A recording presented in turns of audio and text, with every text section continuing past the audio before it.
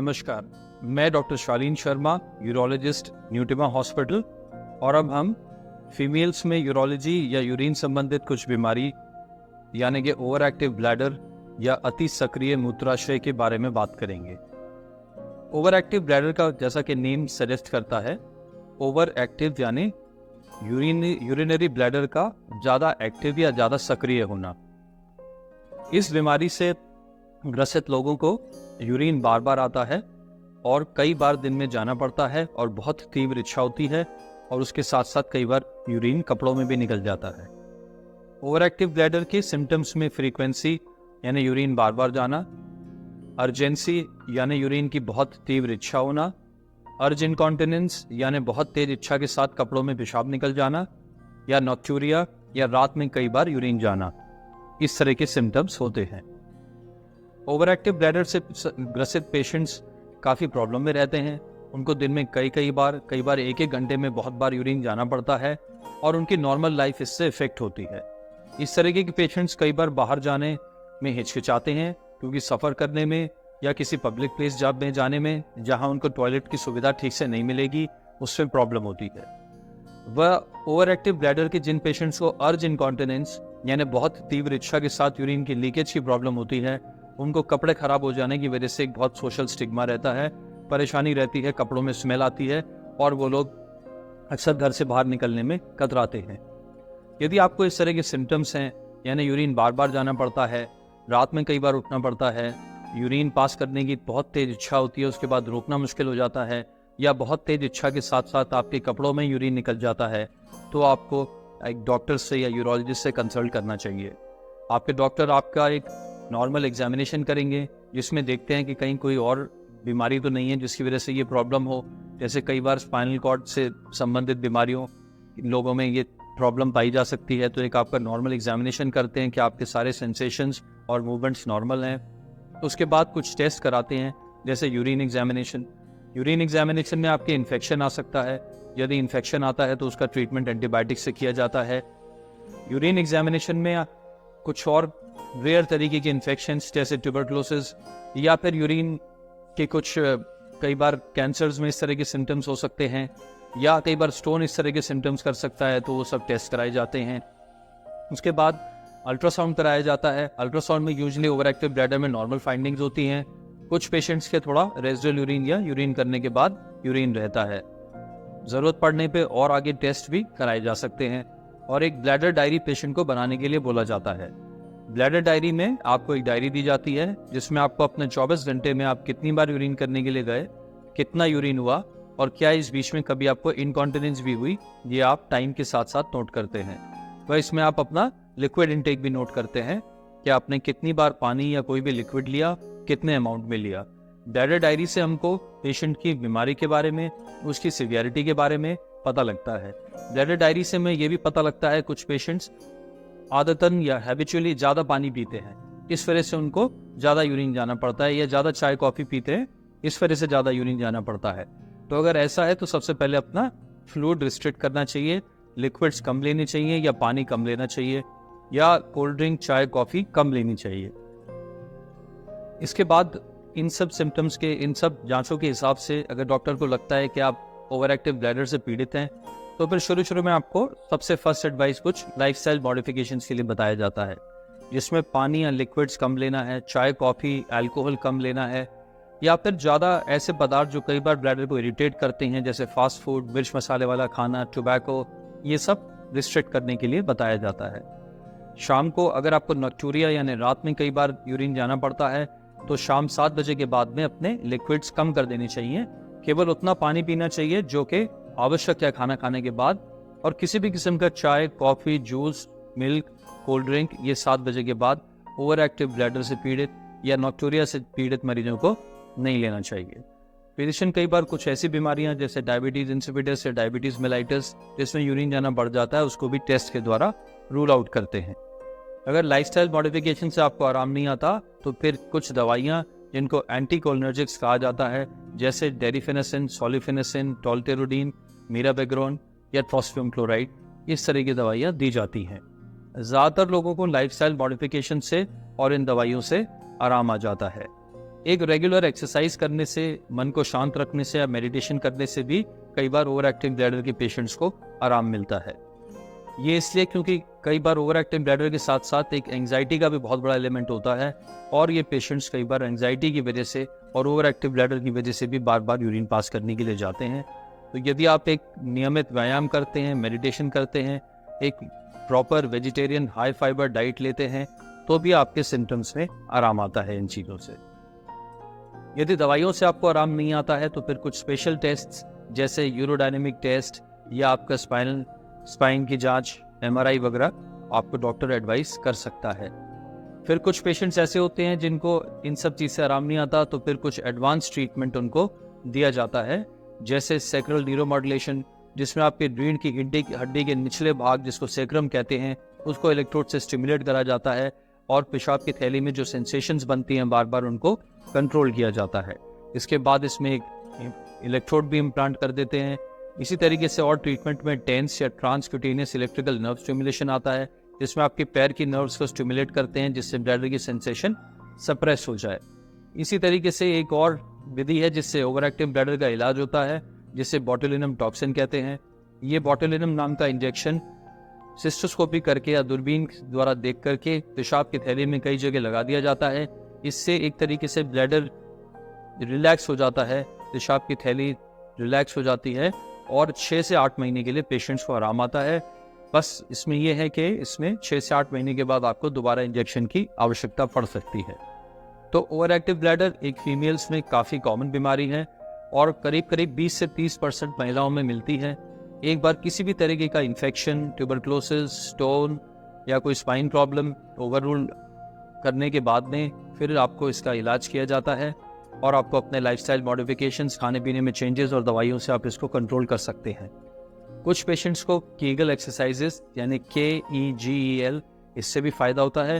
ये pelvic floor relaxation exercises होती हैं।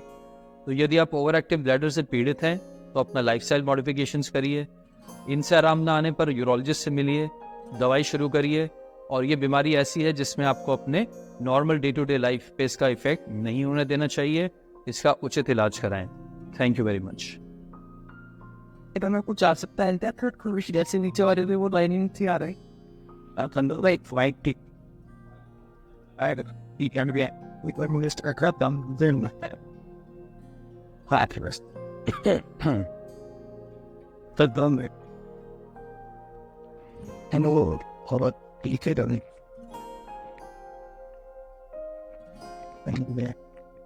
एक बार आए तो उधर से लेके ना हो।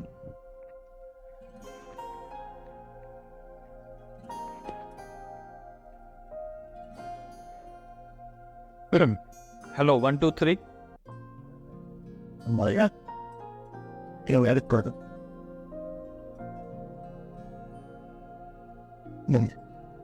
Sit there.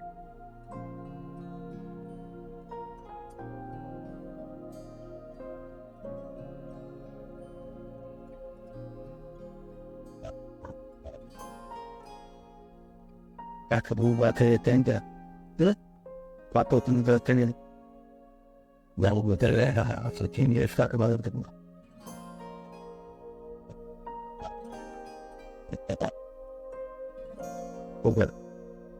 नमस्कार, मैं डॉक्टर शालीन शर्मा, यूरोलॉजिस्ट, न्यूटिमा हॉस्पिटल, और अब हम फीमेल्स में यूरोलॉजी या यूरिन संबंधित कुछ बीमारी यानी कि ओवर एक्टिव ब्लैडर या अति सक्रिय मूत्राशय के बारे में बात करेंगे। ओवर एक्टिव ब्लैडर का, जैसा कि नेम सजेस्ट करता है, ओवर एक्टिव यानी यूरिनरी ब्लैडर का ज़्यादा एक्टिव या ज़्यादा सक्रिय होना। इस बीमारी से ग्रसित लोगों को यूरिन बार बार आता है और कई बार दिन में जाना पड़ता है, और बहुत तीव्र इच्छा होती है, और उसके साथ साथ कई बार यूरिन कपड़ों में भी निकल जाता है।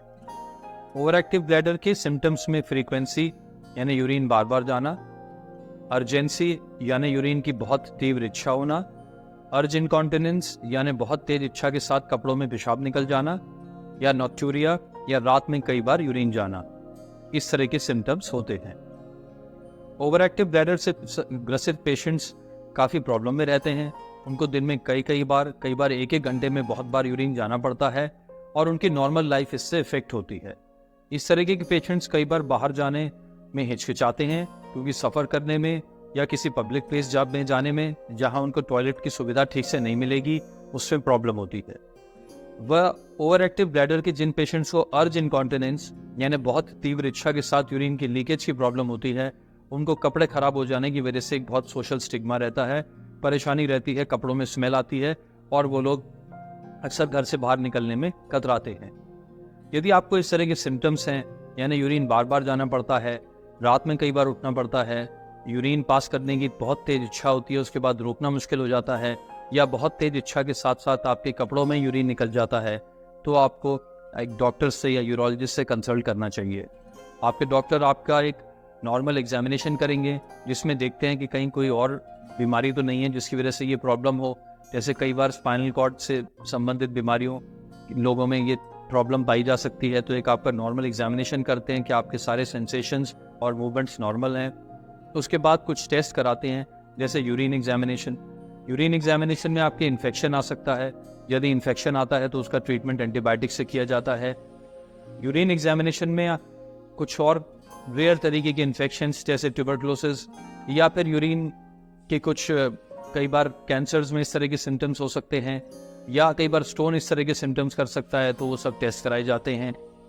उसके बाद अल्ट्रासाउंड कराया जाता है। अल्ट्रासाउंड में यूजुअली ओवर एक्टिव ब्लैडर में नॉर्मल फाइंडिंग्स होती हैं। कुछ पेशेंट्स के थोड़ा रेजिडुअल यूरिन या यूरिन करने के बाद यूरिन रहता है। ज़रूरत पड़ने पे और आगे टेस्ट भी कराए जा सकते हैं। और एक ब्लैडर डायरी पेशेंट को बनाने के लिए बोला जाता है। ब्लैडर डायरी में आपको एक डायरी दी जाती है जिसमें आपको अपने 24 घंटे में आप कितनी बार यूरिन करने के लिए गए, कितना यूरिन हुआ और क्या इस बीच में कभी आपको इनकॉन्टिनेंस भी हुई, ये आप टाइम के साथ साथ नोट करते हैं। वह इसमें आप अपना लिक्विड इनटेक भी नोट करते हैं कि आपने कितनी बार पानी या कोई भी लिक्विड लिया, कितने अमाउंट में लिया। ब्लैडर डायरी से हमको पेशेंट की बीमारी के बारे में, उसकी सीवियरिटी के बारे में पता लगता है। ब्लैडर डायरी से हमें ये भी पता लगता है कुछ पेशेंट्स आदतन या हैबिचुअली ज़्यादा पानी पीते हैं, इस वजह से उनको ज़्यादा यूरिन जाना पड़ता है, या ज़्यादा चाय कॉफ़ी पीते हैं, इस वजह से ज़्यादा यूरिन जाना पड़ता है। तो अगर ऐसा है तो सबसे पहले अपना फ्लूइड रिस्ट्रिक्ट करना चाहिए, लिक्विड्स कम लेने चाहिए या पानी कम लेना चाहिए, या कोल्ड ड्रिंक चाय कॉफ़ी कम लेनी चाहिए। इसके बाद इन सब सिम्टम्स के, इन सब जांचों के हिसाब से अगर डॉक्टर को लगता है कि आप ओवर एक्टिव ब्लैडर से पीड़ित हैं, तो फिर शुरू में आपको सबसे फर्स्ट एडवाइस कुछ लाइफस्टाइल मॉडिफिकेशंस के लिए बताया जाता है, जिसमें पानी या लिक्विड्स कम लेना है, चाय कॉफ़ी अल्कोहल कम लेना है, या फिर ज़्यादा ऐसे पदार्थ जो कई बार ब्लैडर को इरिटेट करते हैं जैसे फास्ट फूड, मिर्च मसाले वाला खाना, टोबैको, ये सब रिस्ट्रिक्ट करने के लिए बताया जाता है। शाम को अगर आपको नॉक्टूरिया यानी रात में कई बार यूरिन जाना पड़ता है, तो शाम 7 बजे के बाद में अपने लिक्विड्स कम कर देने चाहिए। केवल उतना पानी पीना चाहिए जो कि आवश्यक है खाना खाने के बाद, और किसी भी किस्म का चाय, coffee, juice, milk, cold drink ये 7 बजे के बाद ओवर एक्टिव ब्लैडर से पीड़ित या नॉक्टूरिया से पीड़ित मरीजों को नहीं लेना चाहिए। फिजिशियन कई बार कुछ ऐसी बीमारियां जैसे डायबिटीज़ इंसिपिडस या डायबिटीज़ मेलाइटिस जिसमें यूरिन जाना बढ़ जाता है, उसको भी टेस्ट के द्वारा रूल आउट करते हैं। अगर लाइफस्टाइल मॉडिफिकेशन से आपको आराम नहीं आता, तो फिर कुछ दवाइयाँ जिनको एंटीकोलिनर्जिक्स कहा जाता है, जैसे डेरिफेनेसिन, सॉलिफेनेसिन, टोल्टेरोडीन, मीराबेग्रोन या ट्रोस्पियम क्लोराइड, इस तरह की दवाइयाँ दी जाती हैं। ज़्यादातर लोगों को लाइफस्टाइल मॉडिफिकेशन से और इन दवाइयों से आराम आ जाता है। एक रेगुलर एक्सरसाइज करने से, मन को शांत रखने से या मेडिटेशन करने से भी कई बार ओवर एक्टिव ब्लैडर के पेशेंट्स को आराम मिलता है। ये इसलिए क्योंकि कई बार ओवर एक्टिव ब्लैडर के साथ साथ एक एंग्जाइटी का भी बहुत बड़ा एलिमेंट होता है, और ये पेशेंट्स कई बार एंग्जाइटी की वजह से और ओवर एक्टिव ब्लैडर की वजह से भी बार बार यूरिन पास करने के लिए जाते हैं। तो यदि आप एक नियमित व्यायाम करते हैं, मेडिटेशन करते हैं, एक proper vegetarian high fibre diet लेते हैं, तो भी आपके सिम्टम्स में आराम आता है इन चीज़ों से। यदि दवाइयों से आपको आराम नहीं आता है, तो फिर कुछ स्पेशल टेस्ट जैसे यूरोडायनेमिक टेस्ट या आपका स्पाइन की जांच, MRI वगैरह आपको डॉक्टर एडवाइस कर सकता है। फिर कुछ पेशेंट्स ऐसे होते हैं जिनको इन सब चीज़ से आराम नहीं आता, तो फिर कुछ एडवांस ट्रीटमेंट उनको दिया जाता है, जैसे सैक्रल न्यूरोमॉड्यूलेशन, जिसमें आपके रीढ़ की हड्डी के निचले भाग जिसको सैक्रम कहते हैं, उसको इलेक्ट्रोड से स्टिमुलेट करा जाता है, और पेशाब की थैली में जो सेंसेशंस बनती हैं बार बार उनको कंट्रोल किया जाता है।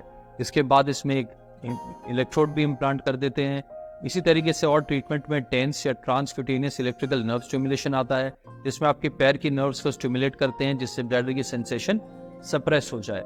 इसी तरीके से एक और विधि है जिससे ओवर एक्टिव ब्लैडर का इलाज होता है, जिसे बोटुलिनम टॉक्सिन कहते हैं।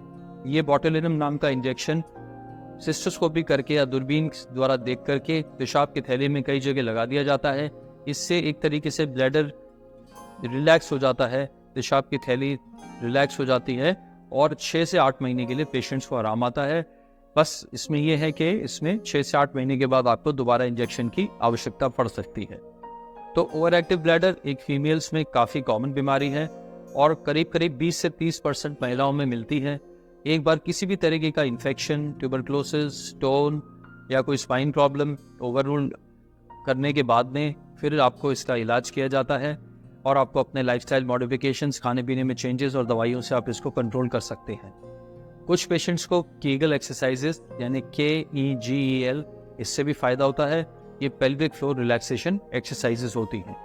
तो यदि आप ओवर एक्टिव ब्लैडर से पीड़ित हैं तो अपना लाइफस्टाइल मॉडिफिकेशंस करिए, इनसे आराम ना आने पर यूरोलॉजिस्ट से मिलिए, दवाई शुरू करिए। और ये बीमारी ऐसी है जिसमें आपको अपने normal day to day life पे इसका इफेक्ट नहीं होने देना चाहिए। इसका उचित इलाज कराएं। Thank you very much.